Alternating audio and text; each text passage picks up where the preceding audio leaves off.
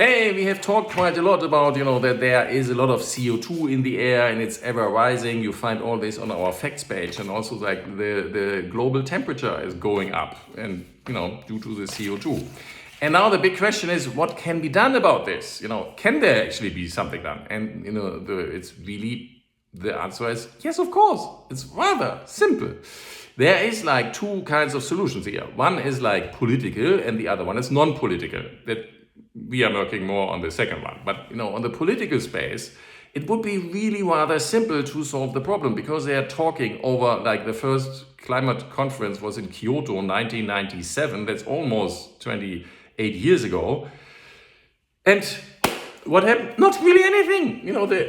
It's getting worse all the time. Yeah. So all that climate conferencing thing doesn't really help, because, if just one country is doing one thing, and then the other countries are still burning all the fossil fuels, it doesn't make a difference in the world, really. That's what we are working on.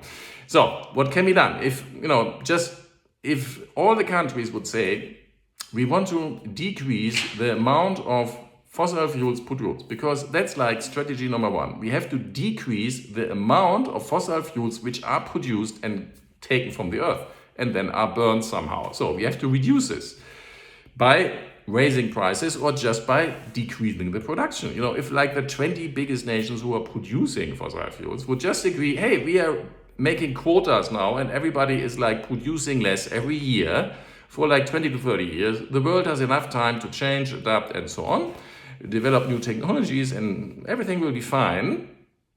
Only you have to get nations like the United States, Saudi Arabia, Iran, Iraq, and these kind of nations, Russia, China. You have to get all of them to agree on one thing, that everybody carries it through. How likely is that? They didn't do it the last 30 years. So are they going to do it in the future? Are we going to wait for this?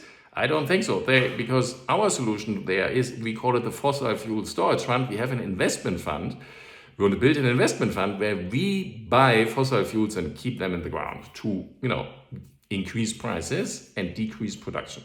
We just have to make this really big, because it's like, investing in gold, but, even the storage cost for the stuff is really little because you have it in the ground.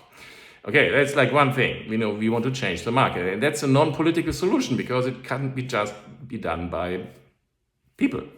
So, and then we have like number two, we have to get the CO2 which is in the air, we can get it out of the air. And some people dream of like direct air capture and like machines which are taking the CO2 of the air. I think this is absolute nonsense, because it's way too much energy. If you calculate it through, it's insane, and you would arrive with lots and lots of gas which you have to put into the ground. And CO2 is a sort of dangerous because it's going to kill people if it's coming back from the ground. And the scales are so enormous that doesn't really work. But nature is really good in producing biomass, and that stuff is like the green stuff out of there is perfect. And the only thing we have to do, in the past, we have like taken carbon from the ground and burned it. So we have to do the opposite. We have to take carbon, biomass from the surface, and actually put it somewhere into the ground. That could be like wood, for example. In just dead wood from forests would be the beginning. You just take this dead wood and bury it so that it's not getting into CO2 again. Otherwise, it's doing that. So we are doing this. That's like one thing. And you could also take like biomass liquefied and pump it in the ground. Also, it's like, this is a little bit more high tech. The first one is really low tech. What we want to build is something like an eBay platform that people around the world can actually do this and can earn money, because somebody here in the developed nations are paying them to actually put carbon back into the ground. So that's like solution number two. And then the last one is, we have to reforest the world. If you plant new forests, if you plant new plants which take up carbon, like forests, and they are going to grow like 50 to 100 years, something like this, this is really sucking up a lot of carbon. But we have to build it in enormous scale. And right now, every year, like 5 or more gigatons are coming into the atmosphere, because we are still like cutting down forests and burning them. So that's really bad. That has to stop and has to be reversed. What is the biggest lever here? It's food production. Because, they are producing basically we are producing food only like this 25% is actually what we eat, and the other 75% is for animals. So if we would go to like a vegan diet, that's going to make a big difference, and scientists have calculated, oh, that's going to really have an effect. If, the whole world would be eating practically vegan, without the especially red meat. And so we are working on a CO2 based diet. And there could be also an app which is helping you to like track your calories and look at for the best carbon products for your food.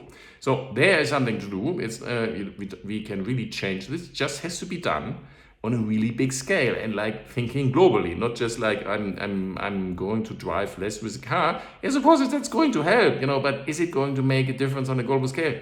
No, because they're still producing the petrol and it's going to be sold somewhere else. Okay, do you want to do something? Follow the channel. You can also get into contact on our homepage and find how to contact us. And then we are happy to work with you. Thank you very much and see you next time.